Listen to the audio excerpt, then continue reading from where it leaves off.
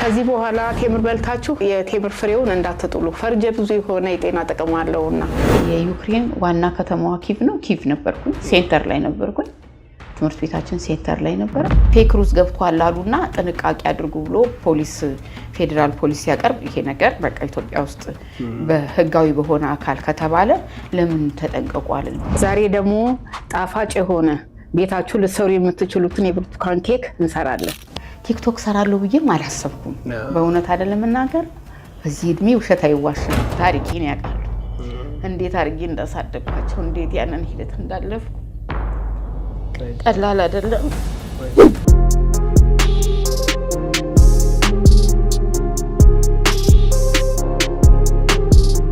በደረቁ አላስጠብቃችሁም ስክሮል እንዳታደርጉ ታደራችሁን በ8 አመት ውስጥ 7 ሳይቶችን ጥንቅቅ ያደረገው ቴምር ሪል ስቴት አሁን ደግሞ በኮሪደር ልማት ባሸበረቀችው መሃል ሳር ቤት በታላቅ ቅናሽ 100% ለሚከፍሉ 35% ቅናሽ አድርጎ በ5.7 ሚሊዮን ብር ቀስ ብለው በግንባታ ሂደት ለሚከፍሉ ደግሞ በ20% ማለትም በ1.7 ሚሊዮን ብር ቅድመ ክፍያ በ8.8 ሚሊዮን ብር ባለ 2 እና ባለ 3 መኝታ ክፍል ቤቶችን እየሸጠ ነው ከታች ባለው ስልክ ሃሎ በሉ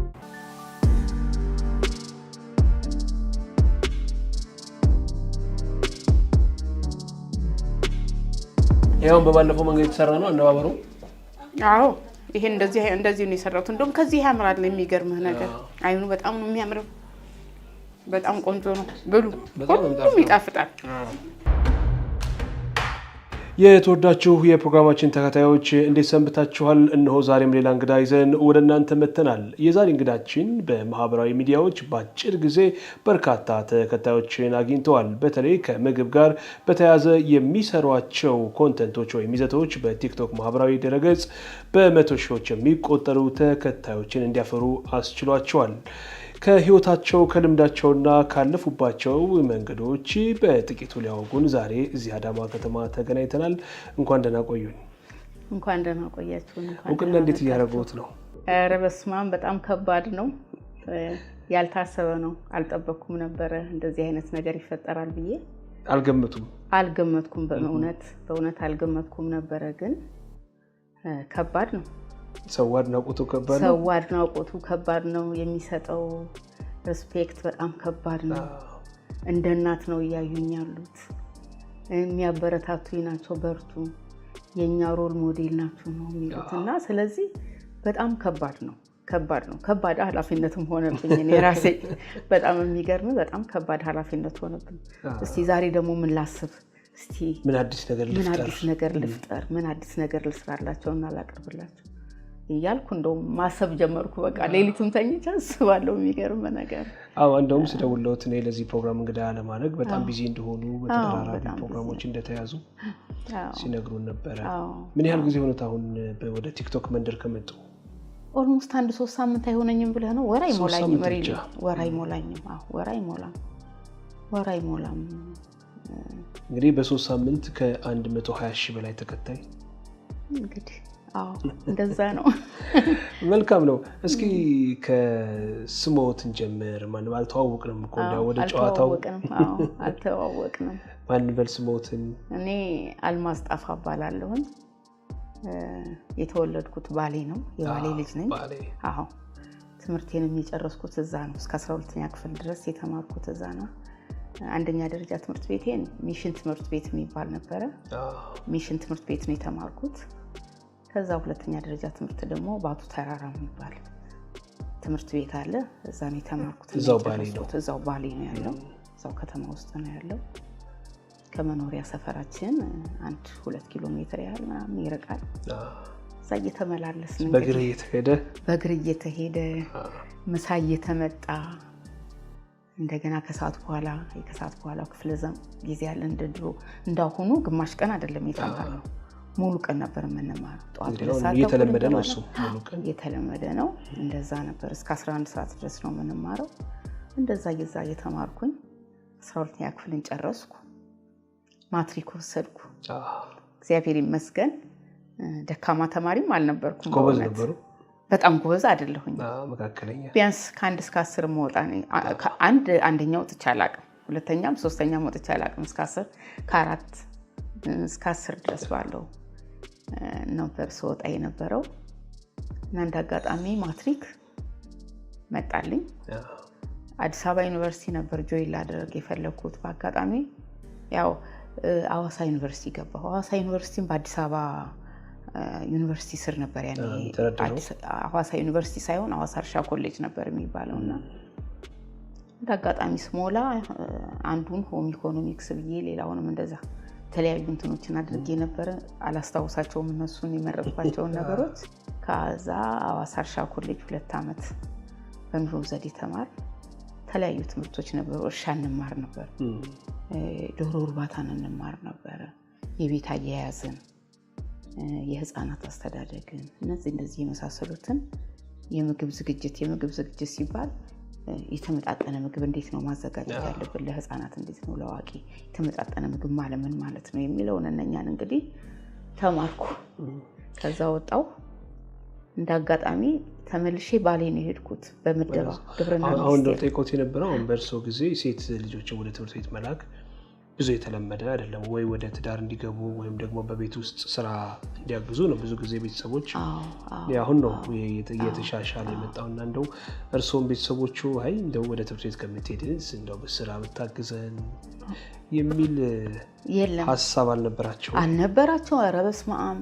ቤተሰቦቻችን ለሴትም ይሁን ወንድ መማር አለባቸው ብለው የሚያስቡ ነበሩ። አባቴ ወታደር ነበር። ከወታደርም አልፎ 100 አለቃ ነበር። እኔ እንግዲህ ሳድግ እኔ ትምህርት ቤት ከገባው ጊዜ ጀምሮ 100 አለቃ ጣፋዬ ይባላል። ነፍሱን ይማረው፣ ህይወት የለም። እናቴ ደግሞ አልተማረችም። የቤት እመቤት ናት፣ እኛን ያሳደገች ናት። ግን በጣም በእውነት ነው የምነግርህ፣ በጣም እስከዛሬ ትዝ ይለኛል። ብዙ ጊዜ በጣም ትዝ ይለኛል። የእናቴ አስተዋጽኦ በጣም ከባድ ነበር። እንድንማር ስራ ብዙ እንዳይበዛብን አጥኑ፣ ፈተና ሲደርስ አጥኑ። ሌሊት ሁሉ እየተነሳን እናጠና ነበር። በፋኖስ ነበር የምናጠናውና ፋኖሷን አብርተን እያጠናን እዛ እንተኛለን። ሻይ አፍልተን ፊርሙዝ አድርገን ምናምንና እንድናጠና እንድንማር ነበረ። በእርግጥ በዚያ ጊዜ ጎባ እንደዚህ አልነበረም። መማር የለባቸው ምናምን የሚል ብዙ የለም። በእርግጥ አለ ወደ ገጠሩ አካባቢ። አዎ 90% 100% ከገጠር መጥቶ የሚማርም የለም። እዛ ከተማ ውስጥ ግን እንትን ነው፣ ጥሩ ነው። ይሄ እንትን የለም፣ ባይማሩ የሚል ነገር የለም እና በጣም ተረዳን ነበር። በእርግጥ ጫና አለ የቤት ስራ። እኔ ሁልጊዜ ከልጆቼ ጋር ስነጋገር እኔ እኮ ትምህርት ቤት ልሄድ ደብተሬን ይዤ ስወጣ እስቲ ውሃ ቅዱ፣ ውሃ አምጡ ተብለን እኮ ደብተራችንን ቁጭ አድርገን ውሃ ቀድተን ኪችን ጠዋት ቁርስ አዘጋጅተን እኮ ነው ከነጠላሸታችን ትምህርት ቤት። ያ አለ፣ ጫና አለ። ምክንያቱም ኤክስቴንድድ ፋሚሊ ነው ያለው ቤት። ወደ 10 13 12 ቤተሰብ ያለበት ቤት ውስጥ ነው እኔ ያደኩት። የዘመድ ልጅ ያድጋል። ያው እንግዲህ አባቴ ትንሽም ኢኮኖሚካሊ የተሻለ ነው ከገጠር። ቤተሰቦቹ ያሉት ገጠር ነው። ስለዚህ ከገጠር ልጆች መጥተው ያድጋሉ። እንግዳ አለ ይመጣል ከገጠር እርሻ ቦታ የሚመጡ ሰዎች። ብቻኛ ቤት እንግዳ ሳያድር አይቀርም። ሁልጊዜ እንግዳ አለን እና በጣም ክራውድድ ነን። በጣም ብዙ ስራ አለ። እንደዛም ሆኖ ግን እናታችን እንድንማር ትፈልጋለች፣ እንድናጠና ትፈልጋለች። በዛ ሁሉ ውስጥ አልፈን እግዚአብሔር ይመስገን ዩኒቨርሲቲ መግባት ቻለን። እንደ በዛ ጊዜ ሆም ኢኮኖሚክስ ወደ ዩኒቨርሲቲ ገቡ። ያው ሆም ኢኮኖሚክስ ነው ያጠናው ሰላም ነው። አድቫንስድ ሆም ኢኮኖሚክስ አድቫንስድ ዲፕሎም ነው። እንደው ዲፕሎም ብቻ ሳይሆን አድቫንስድ ዲፕሎም ነው። ሰምቼው አላውቅም። ሆም ኢኮኖሚክስ የሚባል የትምህርት ዘርፍ ነው አይደለ? ሆም ኢኮኖሚክስ ነው የሚባለው። ሆም ኢኮኖሚክስ አሁን ስለመኖሩም እርግጠኛ አይደለሁም። ምናልባት እንደ ኑሮ ዘዴ ወይም በቀደምት የነበረ ትምህርት እኛ ስንገባ ሆም ኢኮኖሚክስ ከዛ ስሙን ቀይሮ የኑሮ ዘዴ እንደዛ እያለ እኔም ደርሼበታለሁኝ።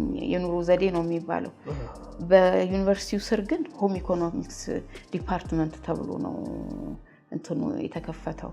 እንደ አድቫንስድ ዲፕሎም ነው። በደንብ ነው እንትን ሰፋ ያለ በቃ እንትን ያለ ትምህርት ነበር። በዋናነት ያው በቤት ውስጥ እዛው ነው የምንኖረው። እዛው ቦርዲንግ ነው። እዛው ነው የምንኖረው። 2 ዓመት ሙሉ እዛ ኖረን ነው የተማርነው። ከዛ ከወጡ በኋላ ወደ ስራ ገቡ? ከዛ እንደወጣን ግብርና ሚኒስቴር ነው የሚመድበው። ግብርና ሚኒስቴር ባሉት የገጠር ድሮ አውራጃ ነበር፣ ወረዳ አውራጃ ይባላል። በዛ ውስጥ ይመድባል እና እንዳጋጣሚ እኔም ተወልጄ ያደኩት እዛ ነው። ግን እጣ ሲወጣ ባሌ ደረሰኝ ሄድኩኝ። እዛ መጀመሪያ የተወሰነ ጊዜ ጎባ ቆየሁና ኦልሞስት ከተወሰነች ጊዜ በኋላ ጊንር የሚባል ጊንር ነው ሄድኩት። ጊንር አውራጃ ነበረ። እዛ በቃ የኑሮ ዘዴ የገጠር ሴቶችን ነው የምናስተምረው። የምጣድ አሰራር እናሳያለን። ምግብ ለልጆቻቸው እንዴት ማዘጋጀት እንዳለባቸው እናስተምራለን። የቤት አያያዝ እንዴት መያዝ እንዳለባቸው ቤታቸውን እንከፋፈላለን። እቺ ጎጆዋን አለች አይደለ? የሳር ቤቷን እሷን ከፋፍለን አልጋ መሬት የሚተኙትን አልጋ ስሩ ቆጥ ስሩ ብለን መደቡን አስተካክለን ምን ብለን በቃ ዘመናዊ ያኗኗር ሳሎን ይኑራችሁ፣ መኝታ ክፍል ይኑራችሁ፣ ማብሰያ ይኑራችሁ፣ ምድጃ እንሰራላቸዋለን። ጭስ አልባ የሆነ ምድጃ። ከዛ ነው የመጣው ይሄ ነምርጥ ምናምን የመጡት ከዛ ነው። መሬት ላይ ነው ግን ተንቀሳቃሽ ያልሆነና እሱን ነበር። በጣም ከባድ ነበረ። ገጠር ነው የምንዞረው። እኔ ደግሞ ያኔ ትንሽም ነበርኩ፣ ቁመቴም አጭር ነው። ልጅ አስታውሳለሁ። ከዛ በኋላ ነው ከዛ ከጊንር መጣሁና ዞን ዋናው ቢሮ ገባሁ። ከዛ እንደገና ደግሞ ካስታወስክ አጋርፋ ሁለገብ ተብሎ ማሰልጠኛ ተቋቁሞ ነበር። እዛ ተመደብኩኝና ሄድኩኝ። እዛ ተመድቤ እየሰራሁ በቃ በየገጠሩ ያ ሁለገቡ የሚያካትታቸው 4 ቀበሌዎች ነበሩ። ይገርማል። አለመርሳቴ ግን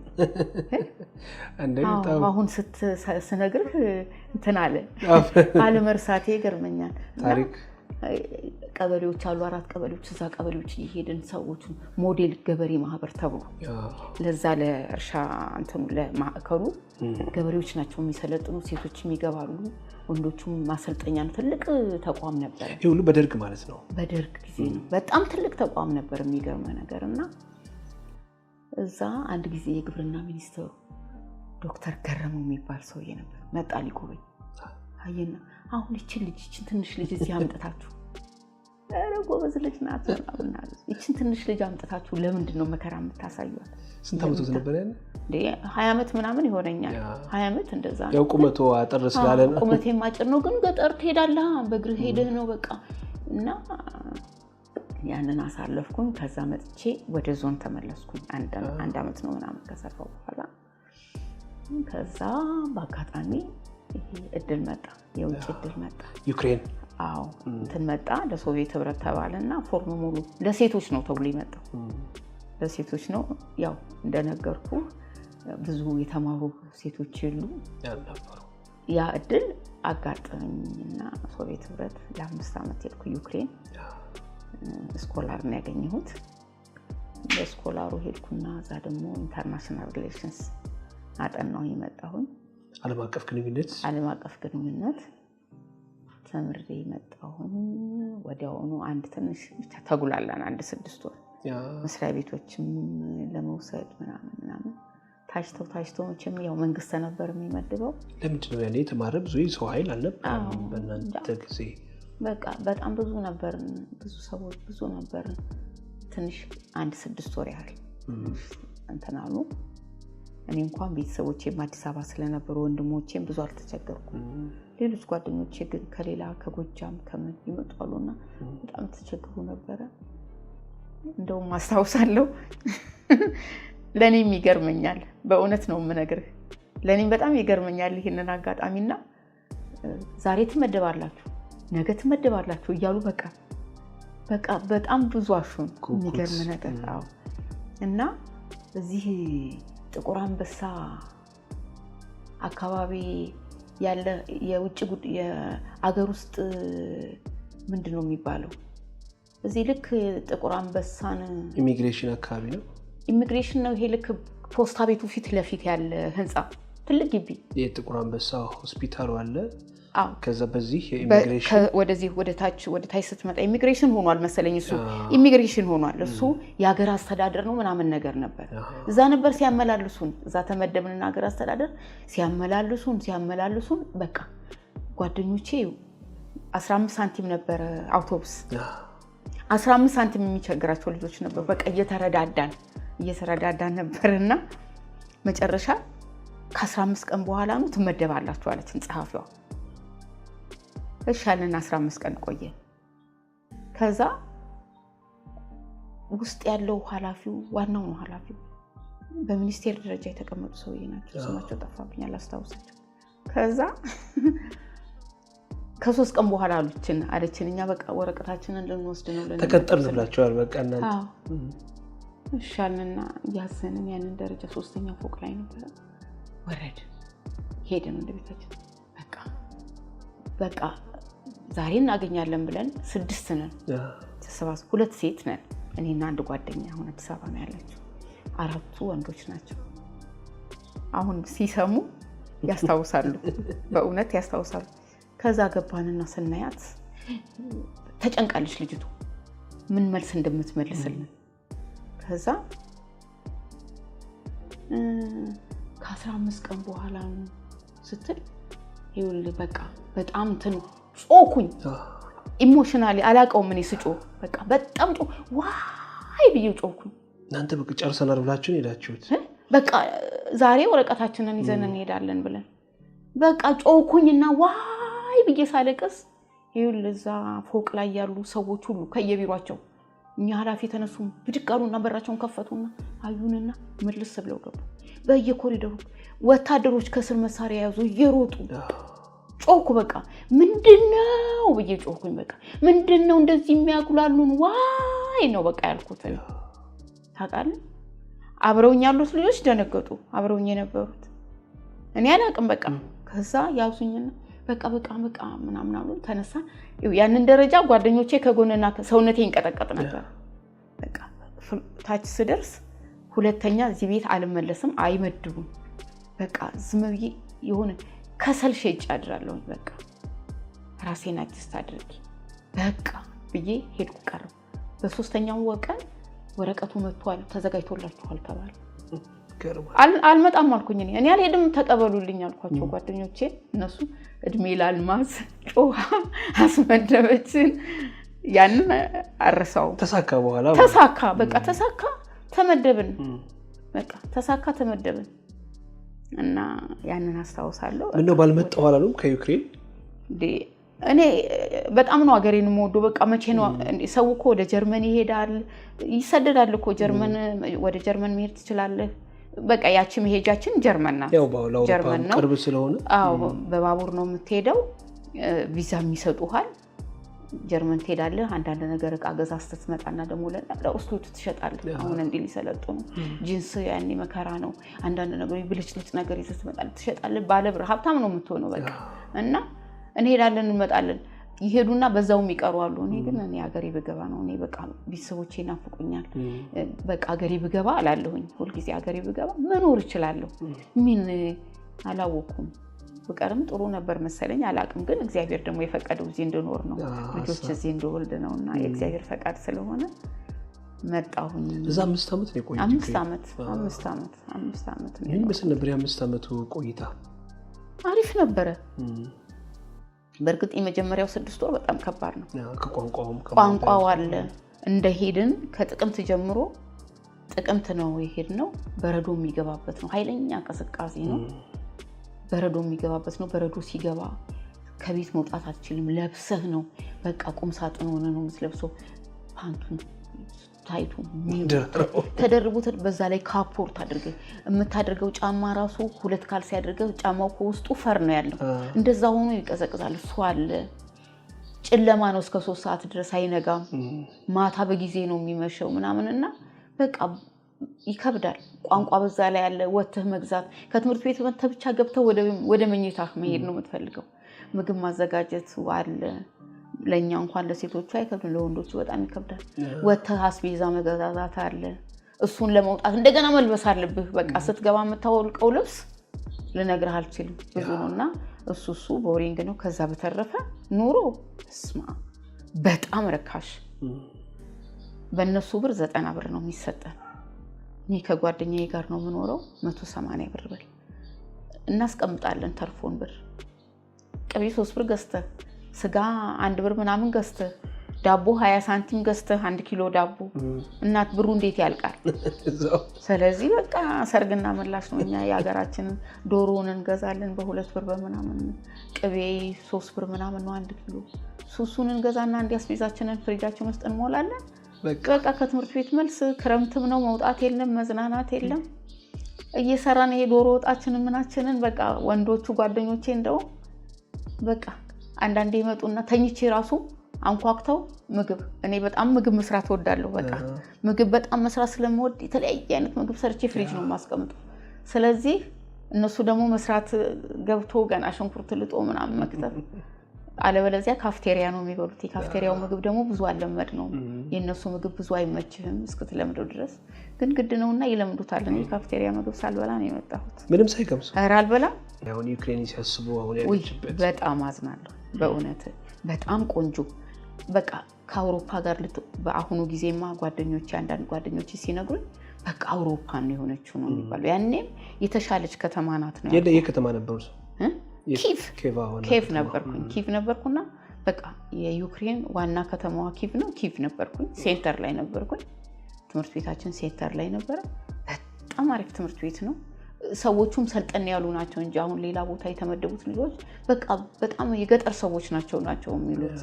አለባበሳቸው እነኚህ በቃ አለባበሳቸውን ራሱ ዘመናዊ ለማድረግ በጣም የሚጥሩ እንትኖች ነበሩና አሁን ደግሞ በጣም ከሩስኪ ቀጥሎ እነሱ ዘመናዊዎች ናቸው። ሩስኪ ነው የሚሉት ረሺያኖች ያኔ ረሺያ ነበር የምትባለው። ሩስኪ እኮ አሁን ራሱን የቻለ ሀገር አይደለም። ከሩስኪ ጋር አይደለም የሚጣሉት አሁን ዩክሬኖች። ከሩሲያ እኛ ሩሲያ ነው የምንለው። ከሩሲያ ጋር ነው። በእነሱ ቋንቋ ነው ሩስኪ የሚባለው። በጣም ከዛ ተመለሱ 5 ዓመት ቆይተው እንደገና እዚህ 2 ዓመት ዝዋይ ሰራው። ከዝዋይ እዚህ መጣሁ። ያው ተመሳሳይ ዙር አግኝቼ ነው ኢህአዴግ ሲገባ ያኛውን ወረዳ አደረጉት። ስለዚህ እኔ ዞን ላይ ስለነበርኩ ወደ ዞን መጣሁ ማለት ነው። እና እዚህ በቃ አሳለፍኩ ጊዜን ሁሉ እንግዲህ ከዛ በኋላ ትዳር ያዙት። ትዳር ይዤ ነበረ። ብዙም የተሳካም አልነበረም ትዳሬም ብዙም። ግን ያው ልጆቼን ከወለድኩ በኋላ ነው የተለያየ ነው። ግን እንጠያየቅ ነበር ፍሬንድስ እንጠያየቅ ነበር። እሱም በራሱ ይኖር ነበር የተለያየ ቦታ ነበር እየዞረ የሚሰራው። እሱም የግብርና ሰው ነበረ። ልጆቼን እንግዲህ እኔ ይሻላለሁ ለማሳደግ ብዬ ልጆቼን ይዤ በቃ በቆራጥነት ስራዬንና ልጆቼን አንድ ላይ አቀናጅቼ ማሳደግ ጀመርኩ። እግዚአብሔር ይመስገን ልጆቼ ጥሩ ልጆች ናቸው። እዚሁ አዳማን የተወለዱት። በ8 ዓመት ውስጥ 7 ሳይቶችን ጥንቅቅ ያደረገው ቴምር ሪል ስቴት አሁን ደግሞ በኮሪደር ልማት ባሸበረቀችው መሀል ሳር ቤት በታላቅ ቅናሽ 100% ለሚከፍሉ 35% ቅናሽ አድርጎ በ5.7 ሚሊዮን ብር ቀስ ብለው በግንባታ ሂደት ለሚከፍሉ ደግሞ በ20% ማለትም በ1.7 ሚሊዮን ብር ቅድመ ክፍያ በ8.8 ሚሊዮን ብር ባለ 2 እና ባለ 3 መኝታ ክፍል ቤቶችን እየሸጠ ነው። ከታች ባለው ስልክ ሃሎ በሉ።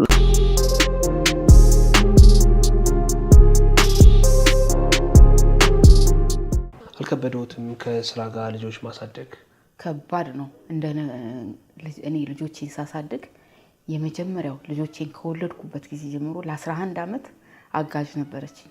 በጣም ጥሩ ልጅ በጣም ጥሩ ልጅ ነበረች።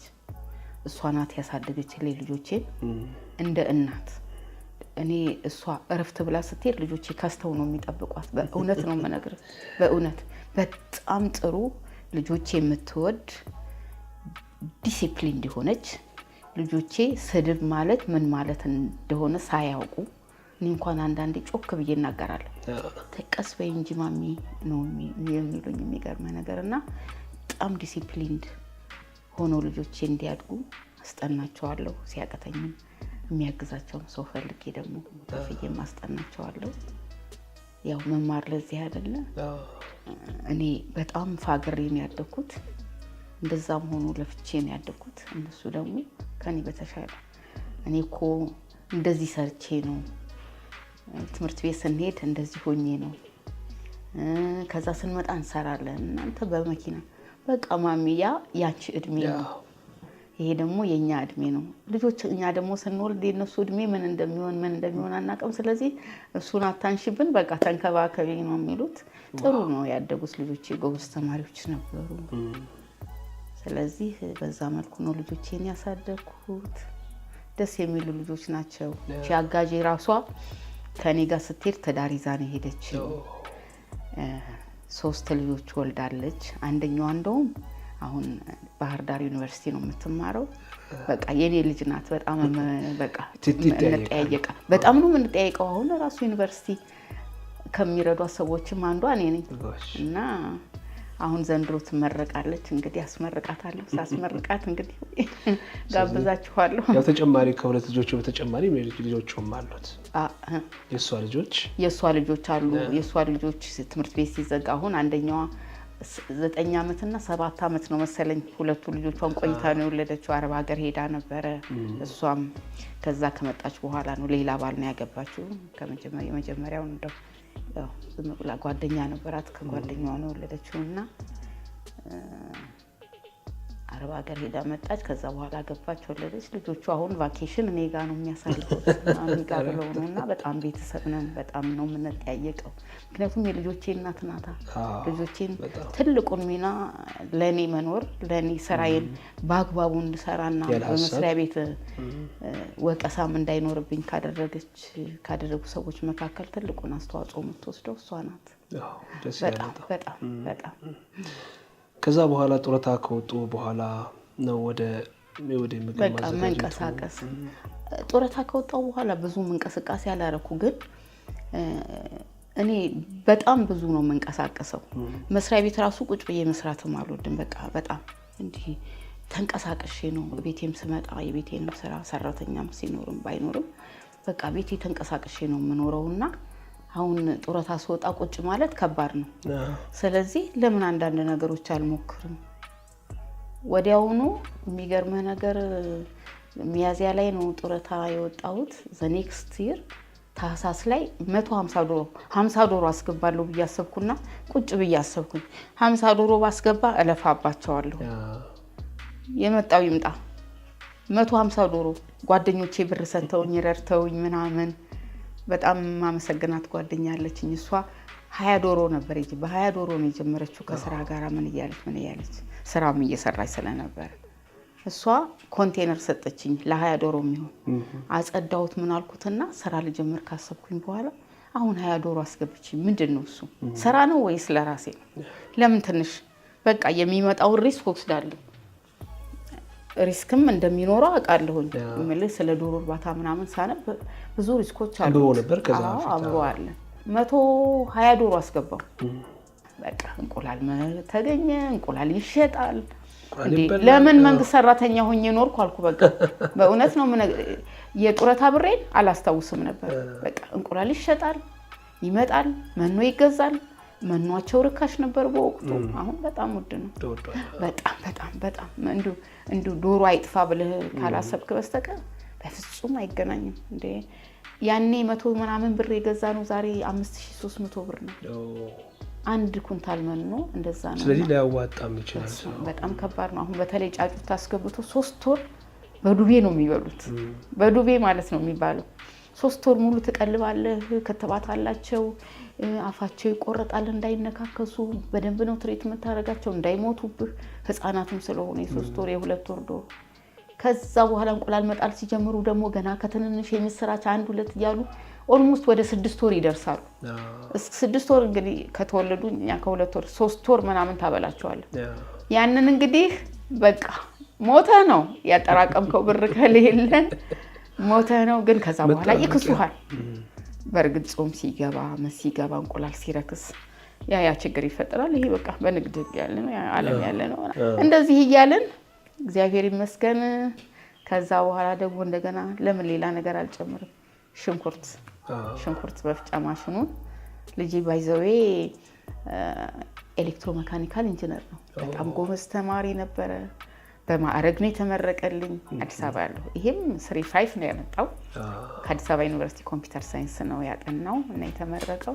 ለዚህም ነው የሚረዳኝ በዚህ እና በቃ እሱ ሰራልኝ። አትገዥም ምን ይሞክራለሁ አለና በቃ የመጀመሪያውን 4 አመት አዋሽ ወይን ጠጅ ፋብሪካ ነበር የሰራው። ሙያው መልመድ ፈልጋለሁ ከመሳሪያ ጋር ዩኒቨርሲቲ ቅርብ ለውት ነበር። በቃ ከወረቀት ጋር ይበቃኛል፣ አሁን ደግሞ ፕራክቲካል ብሰራ ይሻለኛል ብሎ 4 አመት ሰራና በራሱ ፈቃድ ለቀቀና በግል ነው የሚንቀሳቀሰው። ብዙ ቦታ ይንቀሳቀሳል። በራሱ ነው የሚሰራው፣ ራሱን ችሎ ነው የሚኖረው። ይሄም ራሱን ችሎ ነው። እኔ ደግሞ ለምን እነሱን አስቸግራለሁ ብዬ እኔም እንዳቅሜ ራሴን በራሴ መንገድ አሁን ሽንኩርት ይፈጫሉ፣ ሽንኩርት እንፈጫለን፣ በርበሬ እንደልዛለን፣ ሚጥሚጣ እንፈጫለን።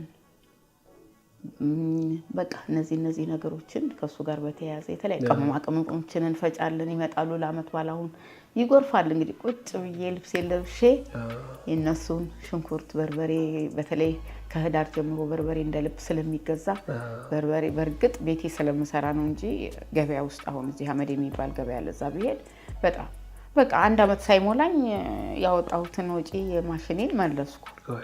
ስለዚህ በቃ እንቀሳቀሳለሁ ማለት ነው። ስለዚህ ቢዚ ነው ስራ በተሻለ መልኩ እንደምነው ቀደም ብዬ በወጣሁ ኑሮ ወይንም እድሜን ትንሽ በ60 አመት ነው የወጣሁት። ወደ 50 አመት ባደረኩት ኑሮ ይሄ እድሜ እየገፋ ሊቀድሜ ነው ወይ እያልኩኝ እያሰብኩኝ አይዞታለሁ። አሁንም እየደረሱበት ነው። ጥሩ እየተንቀሳቀሱ ነው ያለው። ምንም አለለም። እግዚአብሔር ከእግዚአብሔር ጋር እግዚአብሔር ይመስገን።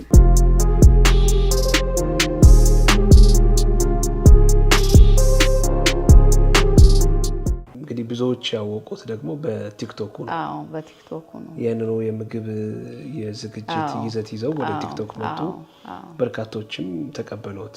በጣም ነው የተቀበሉት። ሀሳቡ እንዴት መጣ? እንደው ወደ ቲክቶክ መንደር ሲገቡ እንደው ከእድሜ ጋር በተያያዘ እንደው ሰዎች ሚሉኝ ይሆን ብለው ስጋት አላደረበውትም ነበር? እኔ ስጋት አላደረብኝም። ኖርማሊ ስጋት አላደረብኝም። ቲክቶክ ሰራለሁ ብዬም አላሰብኩም። በእውነት አይደለም እናገር በዚህ እድሜ ውሸት አይዋሽም። በእውነት ነው። እና ሰራለሁ ብዬ አላሰብም። ልጄ ቲክቶከርም ነው ዩቲዩበርም ነው፣ ይሰራል፣ በራሱ ይንቀሳቀሳልና ብዙ ጊዜ ማሚ ለምን አንዳንድ ነገር አትሰሪም ይለኛል። ኧረ በእናትህ ተወኝ እስቲ እኔ ምናምን በቃ እንደዛ ነው እንትን እያልኩ ያለሁትና አንድ ቀን መጣና እሱ ማሚ እስቲ የሆነ ነገር ላስጀምርሽ ቲክቶክ አለኝ። ምን ታስጀምረኛለህ ልጄ አልኩት። እስቲ አንድ ነገር አስቢ። ኧረ የሆነ የጦስኝ ምናምን ነገር የእንጀራ ነይ አለና በቃ ሳላስበው አስጀመረኝ። ከዛ በአንድ ጊዜ ማታ መጣና ማሚ ኧረ እኔ ያላገኘሁትን ቪው አገኘሽ፣ ኧረ ይሄ ነገር እንዴት ነው ምናምን እንዴ ሳይ ከፍቼ ሳይ እንትኑ ግብረ መልሱ እስማ እንግዲህ እናትም ስለሆንኩ ይሆን አልኩኝ እኔ እና ያቀረብኩት በቃ ማዘር ምናምን እንደውም አንዳንዶቹ አልሰራለንም ምናምን ብለው ሁሉ ያሉ አሉ። እዛ ላይ ትንሽ ኮሜንቶች አሉ። እኔ ደግሞ ነግሬያቸዋለሁ። የመጀመሪያው ላይ አንደኛው ላይ ሁለተኛው ላይ ላይሆን ይችላል። እየቆየ ሲሄድ ግን እንጀራው የመበላሸት አቅሙን እንትን ያደርጋል። በምን ኮንተንት ነበር የጀመሩት? ይዘቱ ምን ነበር? በእንትን ጦስኝን እንጀራ እንዳይሻግት በጦስኝ ከመሶባችን ስር ጦስኝን በመነስነስ ደረቅ ጦስኝን አንደኛ ጦስኝ ከምግብ ጋራ ምግብ ነው ራሱ ሻይ ውስጥ ይጨመራል፣ ኤቭሪቲንግ ቅመማ ቅመም ውስጥ ይጨመራል። ስለዚህ እንትን የለውም። በዛ ላይ ደግሞ ላስቲክ ይነጠፍበታል። የምንጋገርበት ላስቲክ ነው። ሽታውን በላስቲኩ ስር አያልፍም። ቢሸትም ደግሞ ጦስኝ እንትን ጥሩ ነው፣ ቆንጆ ነው እና እሱን ጀመርኩ። ብዙ ሰው እንትን አደረገ። ከዛ የሚቀጥለው የሆነ ነገር ነው። ምን እንደ አነባበሩ ነው መሰለኝ። ኧረ በስመ አብ በቃ ስልክ ሁሉ ነው የሚደወለው። አዲስ አበባ በሆነ ኖሮ በጣም ብዙ ገበያ ነበር። ትዕዛዝ በቃ ማዘር የት ናችሁ? አዲስ አበባ እንትን ሰፈር ሲሉኝ እኔ እኮ አዳማ ነኝ። እስቲ ቆይ ካልሆነ አንድ ሰሞን መጣና እንግዲህ ቁጥር 2 ክፈቱ እባካችሁ። በቃ ደግሞ የሚያምር አነባበሩ የጋገርኩት የዛን ቀን በጣም የሚገርም ነገር፣ በጣም የሚያምር አነባበሩ ስጋግረው ሳወጣው ስንበላው ስበላው ቀምሼ ደግሞ ቀምሼም ነው ማሳያቸውና በቃ አንዲት ሴት እየቀመሱ ስለሚሰጡ እኔ እምነት አደረብኝ ምናምን እና በዛ ተጀመራ። በቃ እንዴ ከዛ ምን ልስራላቸው እስቲ ምን ላዘጋጅ ማለት መጣ ምክንያቱም በጣም አሁን የቴምር መጣ ደግሞ ቴምር ከዛ ቀጥሎ ከእንትኑ ከጦስኙ በኋላ ሩዝ ነው መሰለኝ ሩዝ የዛን ሰሞን ነው እንትን ያደረገው ፌደራል ፖሊስ የፕላስቲክ ፌክ ሩዝ ገብቷል አሉና ጥንቃቄ አድርጉ ብሎ ፌደራል ፖሊስ ያቀርብ ይሄ ነገር በቃ ኢትዮጵያ ውስጥ በህጋዊ በሆነ አካል ከተባለ ለምን ተጠንቀቋል በዛ ላይ ደግሞ አይቻለሁ ፕሮግራሙ ስለዚህ ከዛው ፊት መረጃው ከ3 ወር ከ4 ወር በፊት እንዲሁ ዝም ብዬ ምግብን ምናምን ሳይ ተላይ ዩቲዩብ ላይ ሳይ በአጋጣሚ ነው ያየሁት ቻይኒስ ፉድ ሪሲፒ በመንገድ ላይ ምግቦች ምናምን የሚሉት አሉና ሳይ ነው ያየሁትና ጉድ ፈላ ጉድ ነው ምናምን ብዬ ነው የተውኩት ፕላስቲክ ልበላል በቃ ንጹህ ፕላስቲክ እኮ ነው በቃ እንደ ፋይበር ነገር ነውና ሲሰራ ሁሉ ነው የሚያሳዩት እኔ እንዴት የሀገሪቱ መንግስት እንዴት ህጋዊ እንዳደረገላቸውና በዩቲዩብ እንዴት እንደተለቀቀ አላቀም እንግዲህ ለቀቁ ተብሎ ነው የሚሰራው በቃ ራይስ ተብሎ ነው ስለዚህ እንግዲህ ያቀረቡት ደግሞ የሰሪዎቹን አይደለም ሰሪዎቹን ሳይሆን ያው እንግዲህ እንደኛው ያየው ነው መሰለኝ እንትን ያደረገውና ከዛ ያው ፖሊስም ያንን እንትን ሲለው ለምን አላደርግም አልኩ እሱ ሄዳልኩ ከዛ ደግሞ ቴምር ጓደኞቼ ጋር ሄድኩኝ ሙስሊም ጎረቤቶች አሉኝ ማታ አንዳንድ ቀን እየሄድኩ ሾርባ ጠጣለሁ ያፈጥሩ ነበር አብረው አዎ በጣም ማህበራዊ እንትኔ በጣም ታይት ነው እዚህ አካባቢ ረጅም አመትም ኖርን ብዙዎቻችን የመንግስት ሰራተኞች ጓደኛሞች ነን ጎረቤታሞች ነን እድራችንም አንድ ባልትናችንም አንድ ነውና እዛ የሄድኩ አፈጥራለሁ ብዙ ጊዜ እነሱ ጋርና እዛ ሄድኩኝ ሻይ ከዛ እንደሚዘጋጃወኩኝ እሱን አዘጋጀው ጠጣሁት እዛ አሪፍ ነው መጣሁና አዘጋጀሁት መጀመሪያ ሞከርኩት በጣም አሪፍ ነው ከዛ አቀረብኩት ለቲዩ በስማም ኦልሞስት እሱ ወደ 2 ሚሊዮን ገብቷል 2.3 ሚሊዮን ምናምን ያየው ቪው ወደዛ ደርሷል በቃ ይሄንን ሳይ ግራ ገባኝ እኔ በቃ እኔ አልጠበኩም አምልህ እንዴ አስበህበት ተዘጋጅተህበት ያደረከው ነገር ብዙ ኤክስፔክት አደርጋል ሳላስበው የገባሁበትን ነገርና የሰውን ኢንተረስት ያያየው በዛ ላይ ደግሞ ማዘጋጃቸው ነገሮች በቤት ውስጥ የሚገኝ በቤት ውስጥ ማንንም ሰው አንተ ወንደላጤ ሊሰራ ሴተላጤ ከሆነች ከስራዋ መታ ወዲያው ኩክ አርጋ መስራት የምትችለው ቤቷ ውስጥ የምታገኘው ቤቷ ውስጥ ዛሬ ባይኖር ነገ ፒክ አድርጋ ከሱቅ ከገበያ ከአካባቢዋ ካለ ገበያ ሱፐርማርኬትም ይሁን ትንንሽ ገበያዎችም ይሁኑ ገስታ መታ ወዲያው ሰርታ ልትመገብ የምትችለው በዛ ላይ ደግሞ የተረሱ ምግቦች አሁን ስልጆ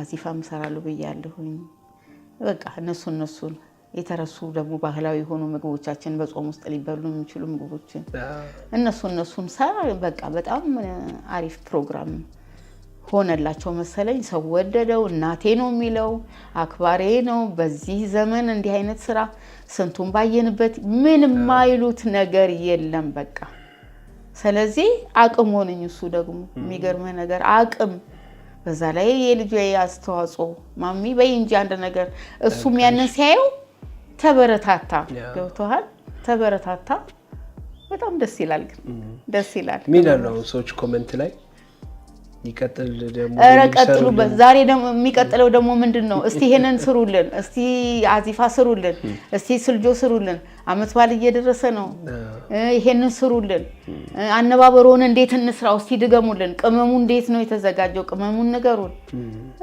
ኮሜንት ላይ ጽፍላችኋለሁ ደግማችሁ አንዳንዶቹ ደግሞ ሰሰራውን ቢያለኝ በደንብ አድርጋችሁ አነባበሩ ነው ደግሞ የተቸገሩት አንዲት እናት አሁን ቅርብ ቀን ደወሉና ልክ ስልኩን ሳነሳ ሄሎ ስል እድሜ ይስጥሽ እድሜሽ ይርዘም ስንት ጊዜ ሙሉ የተቸገርኩበትን አነባበሩ እድሜ ላንቺ ሰራሁት ቆንጆ አነባበሩ ሰራሁ ምናምን ደስ ይላል በቃ ይሄ ግብረ መልሱ በአካልም ስልክ እየደወሉ አድናቂዎት ነው ማዘር ቀጥሉልን ምናምን በቃ እንዴ ነው የሚሉት አሁን የምግብ ጉዳይ እርሶ ይዘውት የመጡት ጉዳይ ያው አንገብጋቢ ነው በተለይ ከጤና ጋር የተያያዘ ነው ከአኗኗር ጋር የተያያዘ ነው እና በቀላሉ ሰው ደግሞ ቤት ውስጥ ጤናማ ምግብ እንዴት ማዘጋጀት እንደሚችል ማወቅ ይፈልጋል እውነት ነው ለዛም መሰለኝ በአጭር ጊዜ እርሶ ይሰሯቸው ደግሞ ውድ ነገር አይጠይቁም መሰለኝ አልጠይቅም በቃ በአካባቢያችን ያለ ግን እንዴት ጣፍጧቸው ሊበሉ እንደሚችሉ ልጆቻቸውን እንዴት መመገብ አሁን ብዙ ያወጣዋቸው እንትኖች አሉ እስቲ አሁን ኦርደር ይሄን ብሰራ ኧረ በስመ አብ ይሄን ብሰራ ለልጆች ይሄን ብሰራ ለቁርስ ትምህርት ቤት ችግር ነው እኔማ አሳልፌዋለሁ ቋጥሬ እየላኳቸው ነው ልጆቼ ጠዋት ወጥተው 10 ሰዓት ነው የሚገቡት ሲመጡ መክሰስ ምን ይበላሉ እኔ ቢሮ ነኛ ልጄ ከሄደች በኋላ እንግዲህ አጋጄ ከሄደች በኋላ ማለት ነው ስለዚህ እነሱን እኛስ አሁን አንዳንድ ጊዜ አንዳንድ ምግብ ቲክቶክ ላይም ስታይ ዘይቱ ይበዛበት ምን ይበዛበት ያንን ለመቀነስ ደግሞ ወጥ ሰርቼ ምግብ ስታዘጋጅ ማመጣጠን ግድ ይልሃል አሁን ብዙ ጊዜ ኬኮች ምናምን ሲሰሩ አይተህ ከሆነ በፍጹም መመጠን አለበት ወጥም እንደዛው ነው መመጠን ዘይቱ ቢበዛ አንደኛ ለጨጓራም ባሁኑ ጊዜ ሁላችንም ችግረኞች ነን ስላነሰ ዘይት ስላነሰ ወይ ቅቤ ስላነሰ አይደለም ወጥ የሚጣፍጠው ሲጀምር ጀምሮ ያለው አካሄዱ ኢንግሪዲየንቱ የምትጨምረው መጠን የምታቁላላበት ጊዜ የኛ ምግብ እንግዲህ ወዲያው የሚሰራ ነገር አይደለም ብዙ ጊዜ በተለይ ለአመት ባል ዶሮ ይሰራል ምስር ወጥ ይሰራል በጣም ቶሎ ፈጠን ብለህ የምትሰራቸው ጥብስ አድርገህ የምትበላቸው ነገሮች አሉ ደግሞ ጊዜ ወስደህባቸው ሰርተህ የምትበላቸው ነገሮች አሉ ከጤና ጋር እና እነሱን እንግዲህ እግዚአብሔር እድሜ ከሰጠኝ ጤና ከሰጠኝ በቃ አሁን ለአመት ባል እንደውም አንዳንድ ነገሮችን አዘጋጃለሁኝ ይያል ከዶሮ ጋር የተያዘ ከበዓሉ ጋር የተያዘ ቅመሞችን እነሱን ብዙዎቹ ሊያውቁ ይችላሉ የማያውቁ ደግሞ ልጆች አሉ ኧረ ይሄ ወጣት ማዘር ባኮትን እንኳን አስተማሩልን እኮ አንዷ ደግሞ በቃ አሁን ባል ማግባት እችላለሁ እድሜ ለማዘር ሙያውን ከርሶስ ሙያ ከማዘር ጋር ካልሆነም ደውዬ ልጠይቅ ማዘር ኧረ ጠይቁ በቃ ምንም ችግር የለም ያለኝን ማካፈል ይሄ እድሜያችንም ነው ይደውሉልኛል ብዙ ሰዎች ይደውላሉ ትዛዝ ይሄ ነገር እንዴት ላድርገው ብለው ይደውሉልኛል የነሱንም ሙያ ያካፍሉኛል የሚገርም ነገር መንገድ ላይ ሳይወጣው ሰው ሚላለው እንግዲህ ወይ ማዘር መንገድ ላይ ሲሄድ ፍጥጥ ብሎ የሚያይ ሰው አለ ከዛ አንዳንዱ ማዘር እርሶ ነው ታደል ይሉኛል ምን ስላቸው እንትን ያየን ቲክቶክ ላይ እኔ እንጃ ሳሎን እቀራለሁ ብላችሁ ነው አንዳንዶቹም ጨክነው ሲሉኝ በርቱ የኔ እናት በርቱ ማዘር እኛ እኮ ላይ ከያረግኖት ነው ሁሉ ያረግነው በቃ ምንም ሞራሉን አልነግርህም በጣም ደስ ይላል በ8 አመቱ 7 ሳይቶችን ጥንቅቅ ያደረገው ቴምር ሪል ስቴት አሁን ደግሞ በኮሪደር ልማት ባሸበረቀችው መሃል ሳር ቤት በታላቅ ቅናሽ 100% ለሚከፍሉ 35% ቅናሽ አድርጎ በ5.7 ሚሊዮን ብር ቀስ ብለው በግንባታ ሂደት ለሚከፍሉ ደግሞ በ20% ማለትም በ1.7 ሚሊዮን ብር ቅድመ ክፍያ በ8.8 ሚሊዮን ብር ባለ 2 እና ባለ 3 መኝታ ክፍል ቤቶችን እየሸጠ ነው ከታች ባለው ስልክ ሃሎ በሉ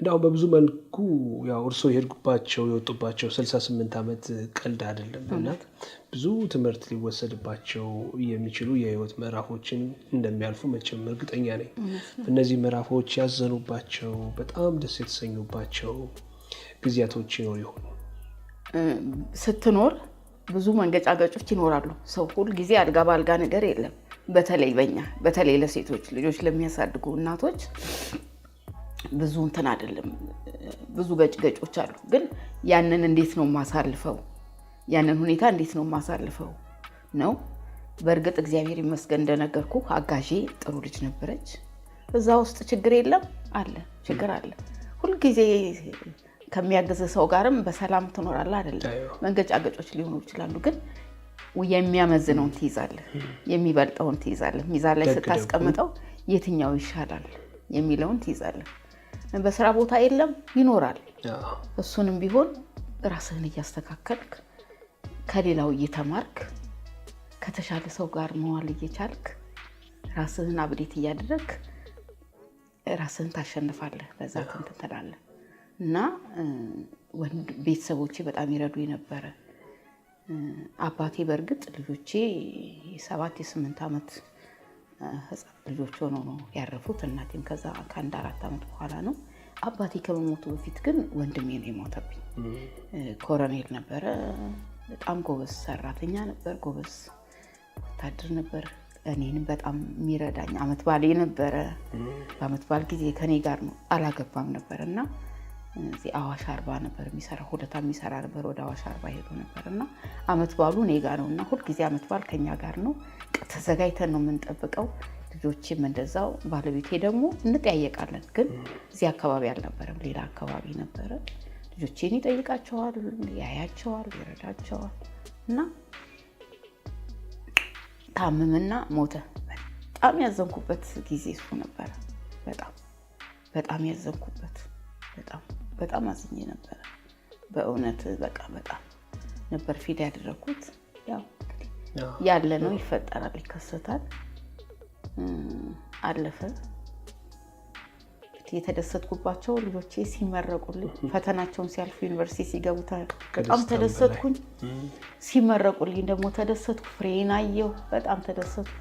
በቃ በጣም የማስባቸው ደስታዎቼ እነሱ ናቸው። ሁልጊዜ የማስባቸው። አለቀስኩባቸው። ሲመረቁ አለቀስኩ። የመጡት ጓደኞቼ በዓሉን ሊያከብሩልኝ የመጡ ሁሉ አነቡ። ምክንያቱም ታሪኬን ያውቃሉ። እንዴት አድርጌ እንዳሳደግኳቸው፣ እንዴት ያንን ሂደት እንዳለፍኩ ቀላል አይደለም። እና ያው የደስታን ባል አይደለም፣ ከባድ ነበረ። ልጅ ማሳደግ ከባድ ነው። ብቻ ሆነ ብዙ ነገር አለና አንዴ ማረሳው የመጀመሪያ 2 አመት በጣም ያመብኝ ነበር። አንዱ ይታመማል፣ እሱ ሲድን አንዱ ይታመማል። በቃ በጣም ነበር እንትን የምለውና እዚህ አዳማ ሆስፒታል በጣም መወዳት ጓደኛዬ ነበረች፣ ዶክተር አብራኝ ነበር የተማርነው። ኪፍ ነበረች እሷምና እሷ በቃ እናቴ ናት፣ ሞተች። እግዚአብሔር ነፍሷን ይማረው። ለስራ ደቡብ አፍሪካ ሄዳ እዛው በተኛችበት ሞታ ሬሳዋን የመጣውና በጣም ነው ያዘንኩት። የሷን ማዘን ለኔ ከባድ ነበር። ምክንያቱም ልጆቼን መስመር በቃ ስትረዳልኝ የነበረው በጤናቸው በኩል እሷ ነበረች። የመጀመሪያ 2 አመት ያ ሆስፒታል ከበር ጀምሬ ይዤ ሲሄድ ልጄን አመመብኝ። ዘበኛው ያውቃል፣ ሐኪም ያውቃል። አንድ ሐኪም አይደለም በቃ ዶክተር ልጄን እኮ አመሙ ዶክተር በቃ እንደዛ ነበርና ከባድ ነው። ልጅ ማሳደግ ከባድ ነው።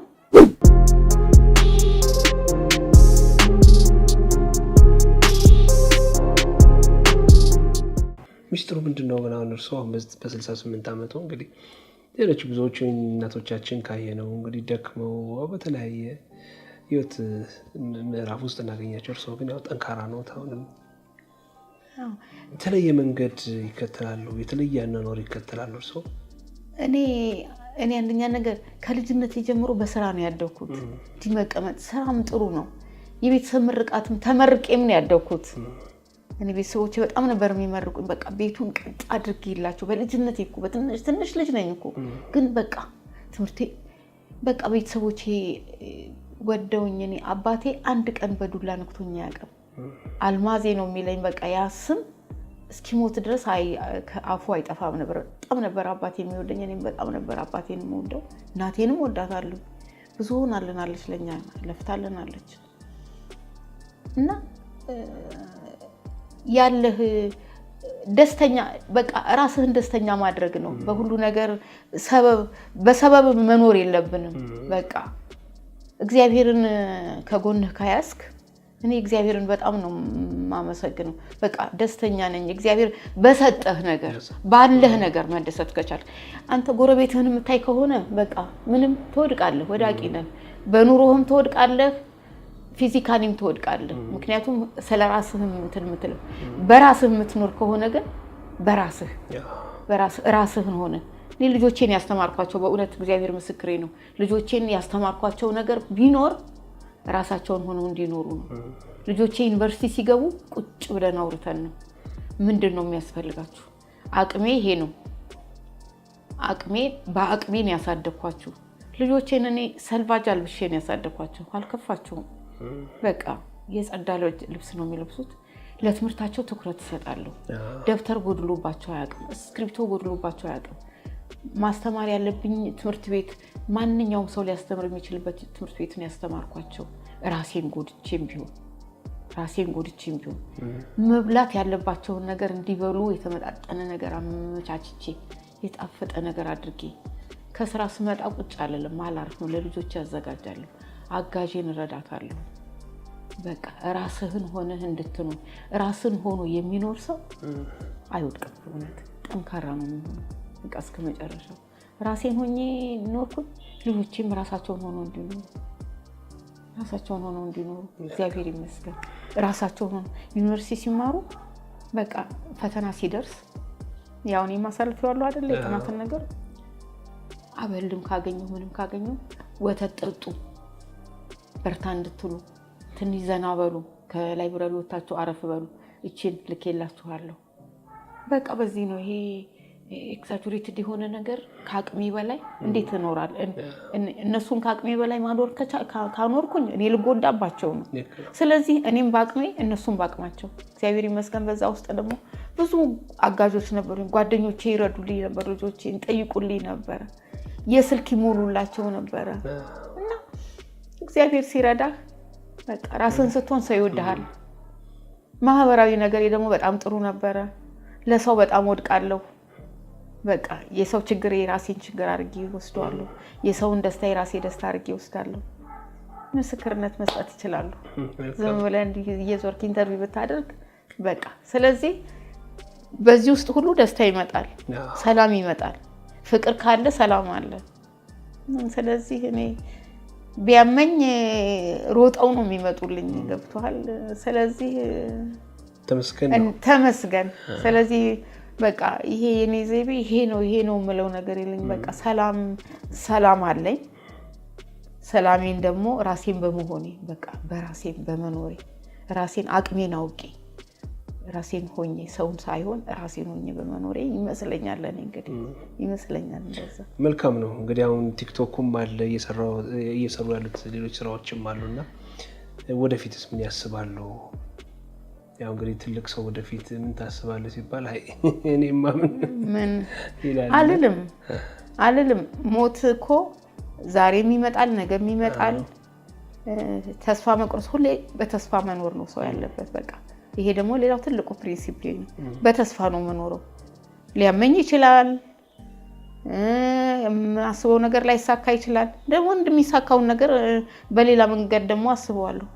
እኔ አሁን ይሄንን ቲክቶኩን እስቲ ምናልባት ደግሞ ትንሽ ፈንድም ስለሚያስፈልግ ገንዘብ ሊያስገኝ ወደሚችል ወደ ዩቲዩቡ አንዳንድ ደግሞ ምግቦችን ቤቴ ቁጭ ብዬ ዞሬ ሄጄ ሳይሆን ከአቅምህ ጋር ነው ቁጭ ብዬ አገልግሎችን አንዳንድ ምግብ ለምሳሌ ወጥ አዘጋጅልን፣ ስልስ አዘጋጅልን እንዲህ ለሚሉ ቁጭ ብዬ አጋዥን ፈልጌ ቁጭ ብዬ እኔ ራሴ እየተከታተልኩ ራሴ ቁጭ ብዬ አመጣጥኛ አዘጋጅቼ መላክ።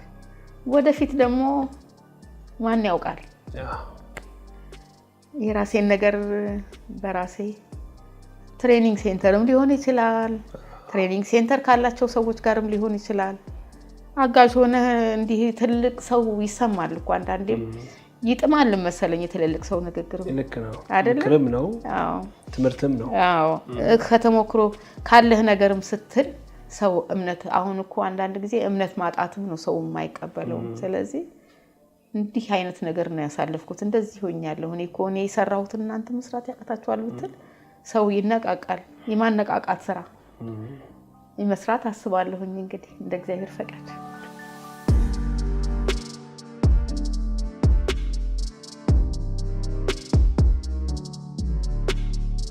ያው በባለፈው መንገድ የተሰራ ነው አነባበሩ።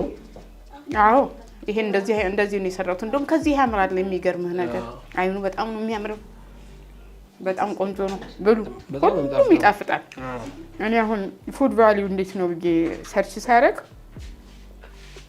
የሱፍ አይወራም። ስለዚህ ማንም ሰው ሱፍ ቢጠቀም እንዴት አሪፍ መሰለህ ተጠቃሚ ቢሆን። በተለይ ጁሱን በቀን 1 ኩባያ ቢጠጣ ከብዙ ነገር ነው የሚሰራው። ለሆድ ድርቀት መድኃኒት ነው ይባላል። ለሆድ ድርቀት መድኃኒት ነው፣ ለጨጓራ ይሄ ዳይጀሽን ምናምን ይሄ ለእንቅስቃሴው ምግብ በልቶ ለሚንቀሳቀሰው ነገር ለአንጀት ምናምን በጣም አሪፍ ነው። ኢቭን ለኮሌስትሮል ሁሉ እንትን ነው፣ ውፍረትም ይቀንሳል። ስለዚህ እስቲ እንግዲህ መሰከረነት ሰጡ። መሰከረነት እኔ ሆነኝ እየቀመስኩኝ እርሶ ብቻ ነው የሚቀምሱት እኛን ሳታቀምሱንም ወይ ስለሚሉ መታችሁ ቅመሱ